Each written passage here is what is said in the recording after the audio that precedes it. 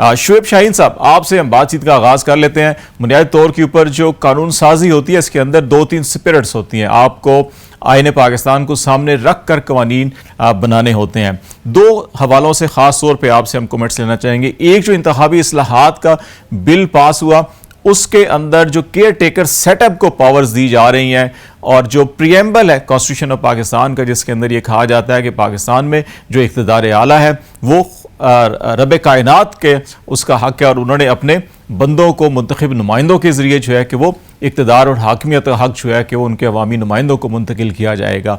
ये जो इंतखाबी इस्लाहात के अंदर केयर टेकर को पावर्स दी जा रही हैं, नंबर 1, और नंबर 2 जो मरदमशुमारी हल्का बंदियाँ और उसके अंदर जो 4 माह की एक कदगन लगाई गई है, ये ख्याल किया जा रहा है कि शायद ये केयर टेकर सेटअप को प्रोलॉन्ग करने के लिए है।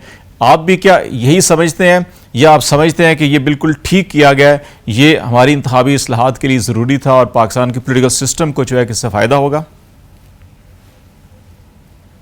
देखिए, मैं नहीं समझता कि इसका कोई फ़ायदा होगा। पहली बात तो ये है कि जब ये पिछले 15 महीने से 16 महीने से इनके पास इक़्तिदार था, ये पार्लियामान थी, आज जब इनके पास मैक्सिमम टाइम 10 दिन का रह गया है, आज हैपहेज़र्डली ऐसे बिल्स का पास किया जाना आज या कल या परसों, ये पिछले 2-3 दिनों में, ये बग़ैर डिस्कशन के, बग़ैर उसका स्टेक होल्डर्स को इन्वॉल्व किए और बग़ैर उसको पब्लिश किए ताकि लोगों की कोई राय आए और उसको अच्छे तरीके से आप एक कानून साजी कर सकें। और क़ानून फॉर एवर बनता है, ये कोई चंद दिनों के लिए, चंद अशख़ास के लिए या पर्सन स्पेसिफिक नहीं होता।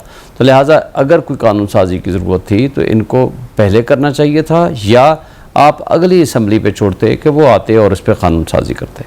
जहाँ तक इस बात का ताल्लुक़ है, जो तरमीमी बिल इन्होंने इलेक्शन एक्ट में दिया है और उसके अंदर जो एम्पावर करने की कोशिश हुई है इंटरम सेटअप को, वो तो on the face of it illegal and unconstitutional है। अगर आपको याद हो, ख्वाजा आसिफ साहब, ये जो मौजूदा डिफेंस मिनिस्टर हैं, खोसो साहब का जब ज़माना था 2013 वाले ज़माने में, और उन्होंने कुछ पोस्टिंग ट्रांसफ़र और पॉलिसी डिसीजन दिए थे जो बलूचिस्तान के लोगों को कुछ हुकूक दिए थे और कुछ इस तरह की कोई पॉलिसी बनाए थे, और कॉरपोरेशंस के जो सरबराहान हैं उनकी अपॉइंटमेंट की थी।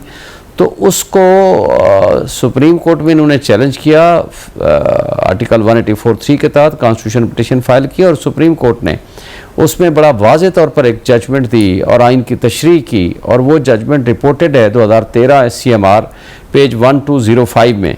उसके पैराग्राफ नंबर 13 से ऑनवर्ड अगर आप पढ़ेंगे, 15 में बड़ा तफसील के साथ दर्ज है कि इंटरम सेटअप का उन्होंने वो सारी अपॉइंटमेंट इलीगल डिक्लेयर की, अनकॉन्स्टिट्यूशनल डिक्लेयर की। उन्होंने कहा कि ये जो एक्टिंग केयर टेकर सेटअप होता है, उनके पास ये अख्तियार नहीं होता कि रेगुलर वो जो पॉलिसी डिसीजंस हैं या वो ये ऐसे फैसले मेजर डिसीजंस ले सकें।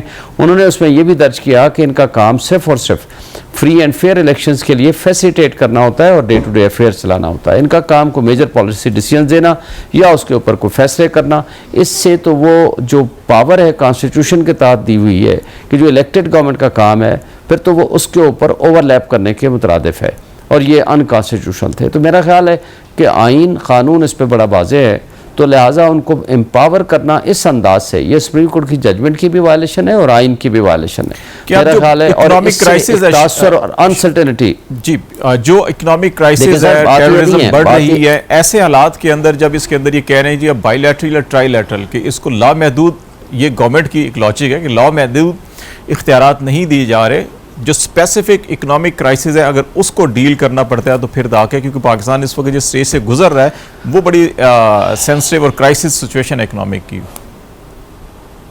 देखिए, बड़ी सिंपल बात है, आप ये गैर जमहूरी चीज़ें करने की बजाय आपके पास ऑलरेडी आपने देखा है कि पंजाब और KP में क्या पोजीशन है।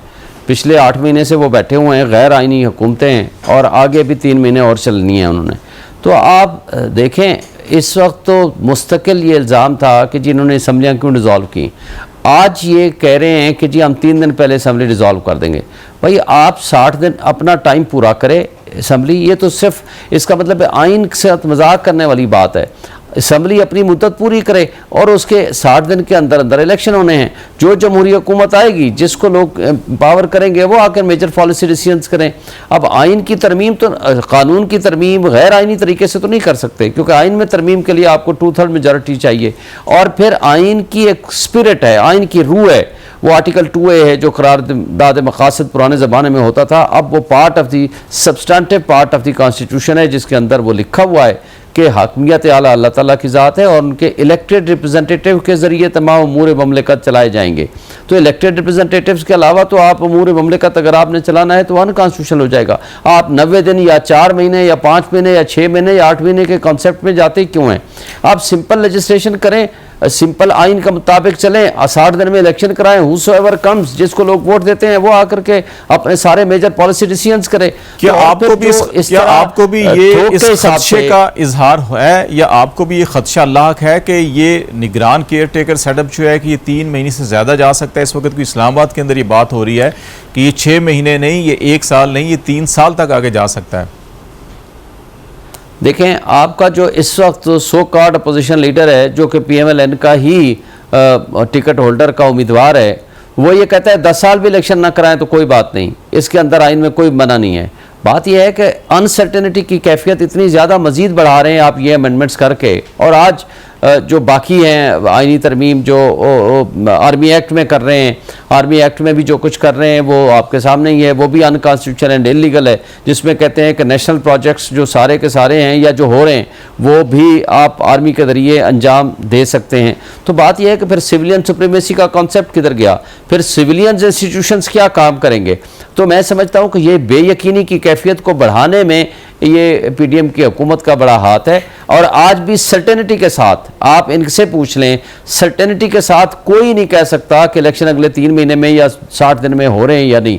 इससे ज़्यादा तो तंगी साहब की तरफ आते हैं, फिर हम राना साहब को भी ऑन बोर्ड लेते हैं कि तंगी साहब, आप इस सारी सिचुएशन के अंदर नो डाउट बाज कवानीन बड़े अच्छे मुस्बत भी पास हुए हैं। हमने तोशा खाना का रेफरेंस दिया कि जिसके अंदर ये कहा जा रहा है कि कोई अब गिफ्ट जो है किसी को नहीं दिया जाए, उसकी नीलामी की जाएगी, पब्लिक ऑक्शन होगी, जितने पैसे होंगे उनको दूर दराज इलाकों में जो एजुकेशन प्रोजेक्ट है उनके ऊपर सर्व किया जाएगा। That's good. इस किस्म के कानून जो है कि ठीक है होने चाहिए, लेकिन जिस अंदाज में इलेक्शन रिफॉर्म्स के अंदर जो एतराज़ात आ रहे हैं, शुएब शाहीन साहब भी कह रहे थे, और फिर आज भी जो अभी चेयरमैन सेनेट ने नहीं उसको ड्रॉप कर दिया, उसको पेश नहीं होने दिया सेनेट के अंदर। अब इलेक्शन एक्ट में सेक्शन 212 है जिसमें किसी भी जमात को अगर वो दहशतगर्दी में इन्वॉल्व है, फॉरेन फंडेड उसको हो रही है, फॉरेन एड हो रही है, या मुल्की सालमियत या खुद मुख्तारी के खिलाफ सरगर्मियों में वो मुलव्वस है, तो उसका एक तरीकाकार मौजूद है कि उसको आप किस तरह से कलअदम करार दे के सुप्रीम कोर्ट में रेफरेंस भेज के किस तरह से उसके खिलाफ कार्रवाई कर सकते हैं। इसके होते हुए ये कानून जिसके अंदर ये कहना है कि सियासी जमात को भी, उनके रहनुमाओं को भी, उनके अहदेदारों को भी, उनके बहन भाई रिश्तेदार और अहले खाना के भी असासे जो है फ्रीज करके और उनको हर तरह से पाबंदी लगाना, ये कोई थोड़ा ज्यादा नहीं हो गया? और इसमें तो मेरा ख्याल है सारी सियासी जमातें कल रगड़े में आ सकती हैं। तंगी साहब। बिस्मिल्लाहिर्रहमानिर्रहीम।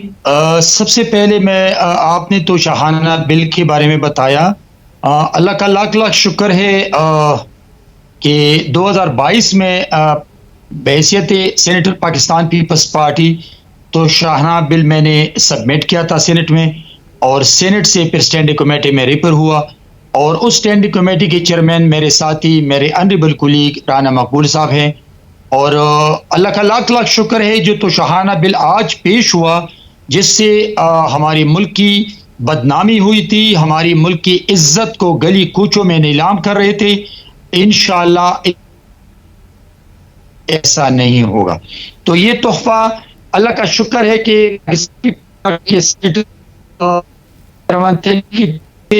और मैं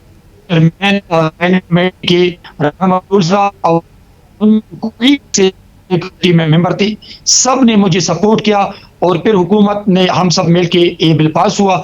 ये एक तोहफा था जो एज ए पॉलिटिकल वर्कर और as a worker of Pakistan Peoples Party मैंने इस मुल्क को दिया।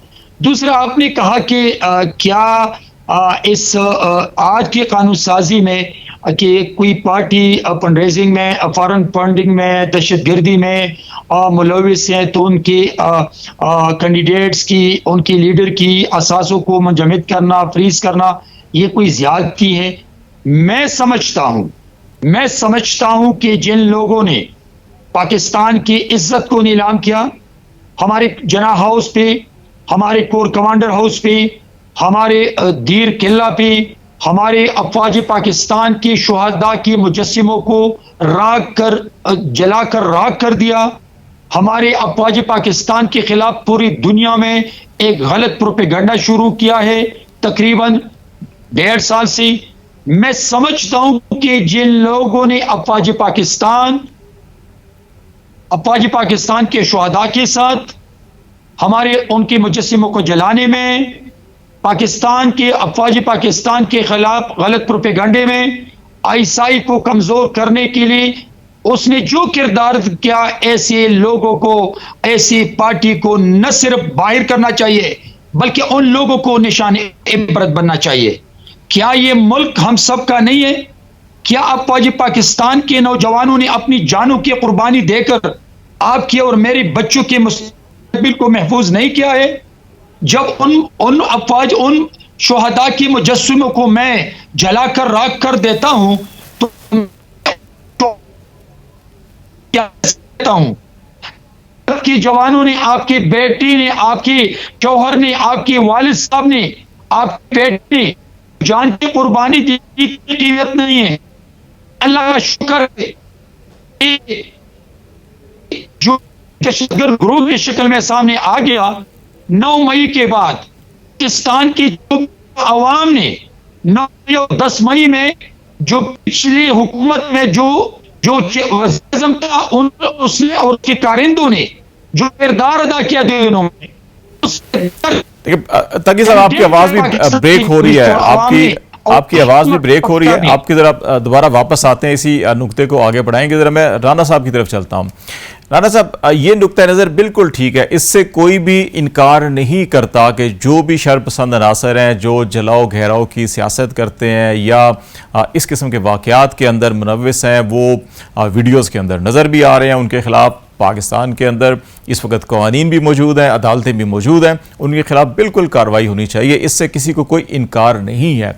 लेकिन बिल्कुल एक स्वीपिंग स्टेटमेंट दे देना या अक्रॉस द बोर्ड एक ही ख़ास जमात या ग्रोह को A to Z सबको एक ही तरह हाँकना कर देना, और अभी भी देखें अदालतों के अंदर सारी चीज़ें आ रही हैं, लेकिन वहाँ पर जजेस ये क्वेश्चन उठाते हैं कि जो लेजिटिमेट एविडेंस है, ठोस शवाहिद है, वो सामने लेके आए, इस्तखासा वो नहीं ला सकता।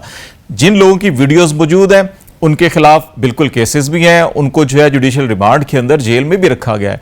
लेकिन अब उसकी बुनियाद के ऊपर जो लोग सरकारी कस्टडी में थे या जो उस वक्त पुलिस कस्टडी में थे या जो उस वक्त रियासत की कस्टडी में थे, उनको भी ज़बरदस्ती इसके अंदर इन्वॉल्व करके ये कोई पॉलिटिकल विक्टिमाइजेशन नहीं होगी। और आज हमें सेनेट के अंदर भी ये देखा हमने कि तमाम सेनेटर जो है कि इसके ऊपर ये कर रहे हैं कि आप जो इलेक्शन एक्ट के अंदर ऑलरेडी चीज़ें मौजूद हैं, किसी भी आप सियासी जमात को या किसी भी आप जमात को अगर वो समझते हैं कि दहशतगर्दी के अंदर या तमाम इन जराइम के अंदर मुलव्वस है, तरीकाकार मौजूद है, लेकिन इस अंदाज के अंदर कि किसी को ऑन बोर्ड ना लेकर और ये कानून लाना, और जिसके ऊपर तमाम अक्रॉस द बोर्ड इसको मुस्तरद कर रहे हैं और आज ड्रॉप करना पड़ा, इसकी जरूरत महसूस क्यों हुई?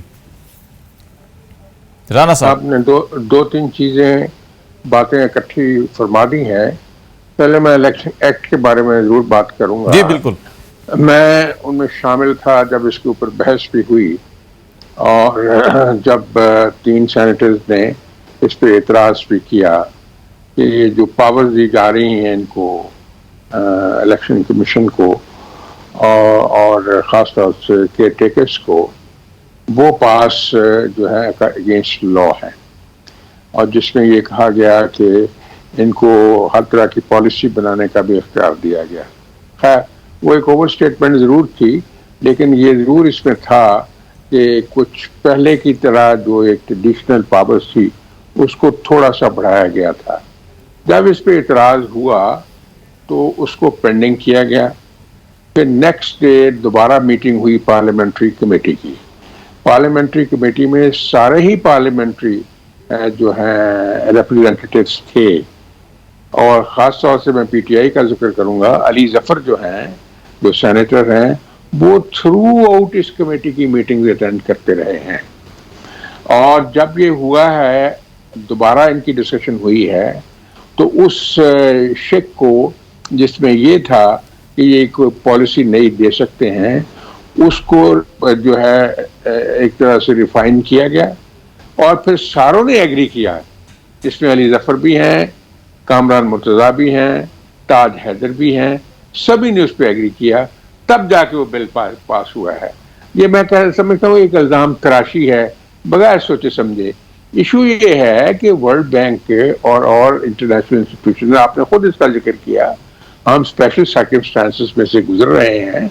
उनको पावर ये सिर्फ दी गई है कि जितने ऑन गोइंग प्रोजेक्ट्स हैं उनको चलाया जाए, ना तो नए प्रोजेक्ट्स बना सकते हैं ना कुछ वो और कर सकते हैं। जो इंटरनेशनल इंस्टीट्यूशंस हैं, फाइनेंशियल इंस्टीट्यूशंस, उनको इतराज़ ये है कि हम इनकी मदद भी करते हैं, ये पॉलिसी बनाते हैं और फिर ये रिट्रैक्ट करते हैं, जैसे इन्होंने पहले किया है। जो जुल्म इस कौम के ऊपर इन्होंने किया है ना, जिसकी ये इतनी बातें करते हैं कि आपने एक सॉवरेन एग्रीमेंट किया IMF के साथ, फिर आप कौन होते हैं उस एग्रीमेंट को बिट्रे करने वाले? राना साहब, पाकिस्तान ने ये 23वां प्रोग्राम था IMF के साथ जो अभी साइन हो रहा है, ये 24वां है। इसके अंदर से पाकिस्तान ने गालबन 8 या 9 प्रोग्राम कंप्लीट किए, बाकी सारे तो हमने इसी तरह से नहीं, एक होता है कंप्लीट जो है वो करना या ना करना है, एक होता है एग्रीमेंट को बिट्रे करना और उसका ऐलान करना और उसको प्रैक्टिकल शेप देना। इससे इतनी बड़ी क्रेडिबिलिटी आपकी इफेक्ट हुई है। तो अब अगर आपने अपनी इकोनॉमी को चलाने का कुछ फैसला किया तो चलाने दें, क्या वो कर लेंगे? उनके पास कोई ऐसी पावर नहीं है कि वो हमेशा के लिए कंटिन्यू कर सकते हैं। चलो छोटी सी कमर्शियल ब्रेक लेनी है राना साहब, फिर हम ब्रेक के बाद इसी नुक्ते से बात को आगे बढ़ा के पाकिस्तान की इकोनॉमिक क्राइसिस और जो मौजूदा सूरत हाल है, दहशतगर्दी के बढ़ते हुए वाकयात हैं, इनके अंदर ये शकूक व शुबहात क्यों पैदा हो रही हैं कि पाकिस्तान में निगरान सेटअप जो है वो 3 महीने से ज़्यादा आगे जा सकता है, और फिर तमाम सियासी जमातों को इन हालात से पाकिस्तान को आगे ले जाने के लिए पार्लियामेंट के अंदर भी और बाहर भी किन अमूर के ऊपर मिल बैठकर एक लाएमल बनाना चाहिए, इस पर बात करेंगे। ब्रेक के बाद हमारे साथ रहिएगा।